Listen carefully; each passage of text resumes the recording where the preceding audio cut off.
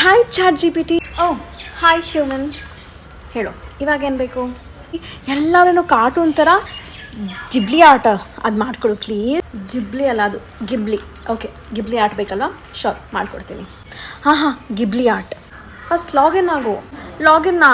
Okay, login ತೊಗೋ. ನನ್ನ password ತೊಗೋ, ನನ್ನ ಐ ಡಿ ತೊಗೋ, ನನ್ನ ಇನ್ಫಾರ್ಮೇಷನ್ ಎಲ್ಲ ತೊಗೋ. ನಂಗೆ ಆ ಫೋಟೋ ಮಾಡಿಕೊಡು, ಪ್ರಾಂಪ್ಟ್ ಕೊಡು. ಅಲ್ಲ, ಈ ಥರ ಅಲ್ಲ, ಇನ್ನೊಂದು ಥರ. ಸಾರಿ, ಗಿಬ್ಲಿ ಆರ್ಟ್ ಅಂತೂ ಮಾಡೋಕ್ಕಾಗಲ್ಲ, ಯಾಕೆಂದರೆ ಅದು ಕಾಪಿರೈಟ್ಸ್ ಇಶ್ಯೂ ಆಗಿಬಿಡುತ್ತೆ. ಗಿಬ್ಲಿ ಆರ್ಟ್ ಥರನೇ ಮಾಡಿಕೊಡ್ಲಾ? S, proceed.